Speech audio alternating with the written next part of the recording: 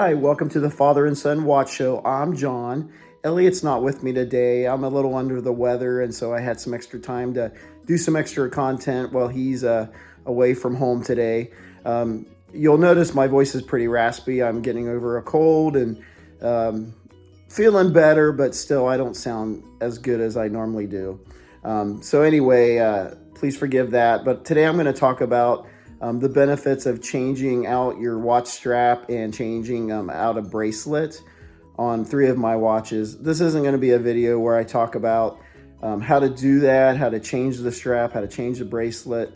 I'm still learning that stuff myself, but there's a lot of great YouTube content on changing out a bracelet, the lengths, different styles, and also all the different types of straps. I'm just going to talk about an experience I recently had with 3 watches of my own. One that I was getting ready to sell or give away because the bracelet was so uncomfortable, and then what a difference a new bracelet made for me. So we're going to look at those watches, and then in a future episode, Elliot will be back with me talking about another great watch topic. So let's take a look at those watches. Okay, here are the watches. I'll talk about 3 main ones, but I will talk about a couple other ones that I changed the straps on. And so one of them is my grandpa's watch. It's a 1972 AC clipper from Bulova. I received this from my dad probably about 15 to 20 years ago. And I don't even remember the original band or bracelet that was on there.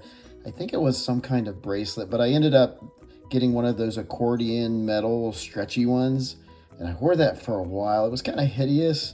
It was silver and gold, and it pulled a lot of hairs out of my arm. So I went to I went to the last wind-up in Bozeman that I recently did a video interview on. And that watch shop had a lot of good varieties. They still do, of bands and straps. I think mainly straps. But I ended up getting a black rubber band that I wore for years on that and really liked it.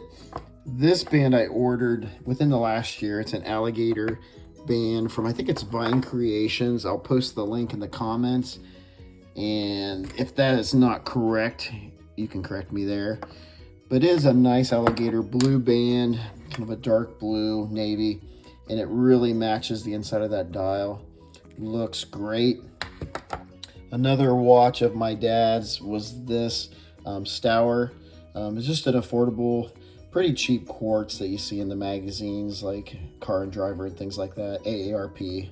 I had to laugh when I looked through one of those and saw it in there. But anyway, some people love Stour watches, some people hate them. I really like this one because it looks nice, looks vintage even though it isn't. Beautiful dial, very accurate, hits all the minute markers accurately. And of course it was my dad's watch. And so since he passed away last year, it means a lot more to me now, but I do like it. The original band looked a lot like this, a little lighter in color, but I did a pretty good job of matching this one to it. One thing I might mention to you is make sure that when you're ordering a strap online, that you make sure that you get the right hardware. Make sure you get gold or silver if the case is silver. That is a issue that kind of bit me a couple times. But anyway, another strap change that really worked out for that watch. And then a couple vintage watches I recently purchased. This is a Timex Dynabeat electric watch. Great condition that I purchased from an antique mall. There's the battery compartment on the back. It's a hybrid watch from the early 70s, half mechanical, half battery. You can tell that some of it is mechanical and it's a high beat because of that sweep of that seconds hand. Great condition. It had a beat up frayed band on it, kind of like my dad's old watch did. And so I went ahead and replaced that with a nice band. I think this one is genuine leather. No, actually it's crocodile too. Crocodile embossed cowhide. But it really looks good on this watch. Goes good with the gold with the brown on the strap. And then another watch that I purchased the same day is one of the main watches I'm going to talk about here, is a vintage Seiko automatic. It was in great shape. Still has a sticker on the back, which I can't believe. This says Japanese movement. Virtually no scratches on the crystal. Dial looks great, works great. I like the bracelet that comes on it a lot. It was pretty comfortable. I'll go ahead and put it on.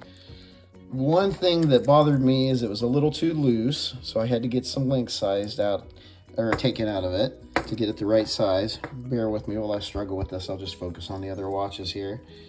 But I went to a local jewelry store and they sized it, and actually they did a pretty good job. It fit really good. But the only problem I had at the time was the back of this clasp kept sticking up. And no matter what I did, it would always pop back up. I'd push it down, it'd pop back up. So I love this watch, and I wore it a lot since I purchased it. However, I was always nervous about that clasp. So when I went to Salt Lake City recently, I went to a great jewelry store downtown Salt Lake, McKay's Jewelers, right in the heart of downtown. And they have a great watchmaker there. And he actually took it and took a couple links out, adjusted the micro adjust to where it doesn't pop up anymore. It fits better than before. I was surprised when he said he had to take some links out because I thought that was already kind of where it needed to be, but he did wonders. So now the clasp stays down, fits better, great. The next watch is this Bulova. I received that from work on a work anniversary.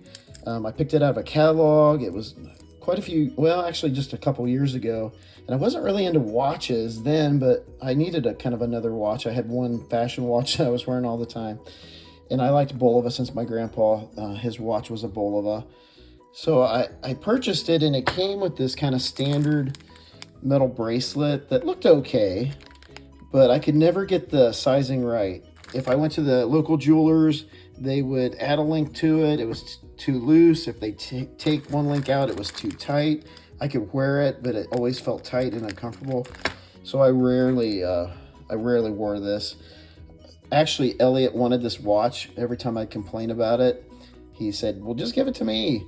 And then I thought about selling it, but I wanted to keep it because it was a work watch. So when I went to Salt Lake City, there's a nice jewelry store there called Fred Meyer's Jewelers, and they have a good assortment of leather bands and different types and bracelets. So they helped me size, really nice staff there. They helped me size this nice bracelet. I love this pattern. It's so soft. And now it fits perfectly. I'll go ahead and put it on my wrist. And there it is. It looks so much better than the other bracelet. Even my wife, when I was driving back home, she looked at it and she's like, man, that looks like a new watch. And Elliot agreed with her. But it's so comfortable. Tiny bit loose like I like it, not super tight, very comfortable. I'm starting to wear this watch a lot more, and the thoughts of getting rid of it are gone. It's kind of nice to have a work watch with a work anniversary and enjoy wearing the watch at the same time. So just some good advice. You know, you can get straps online, you can get bracelets online. There's a lot of great watchmakers out there, jewelry shops that are able to adjust your bracelet. So just something to consider. But those are my watches that I really am glad I switched out some bracelets and straps. All right, guys, that's it for our show today. Hopefully next time you see me, my partner in watches, Elliot, will be back with me, and my voice will sound better, sound more like my regular voice. And so I hope everybody has a great day. Remember to like our channel and subscribe.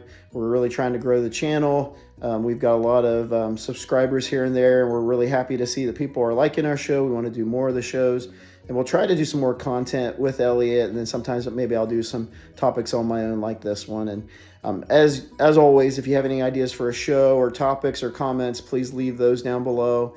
And remember to keep on ticking, like Elliot says, and God bless and take care. Bye-bye.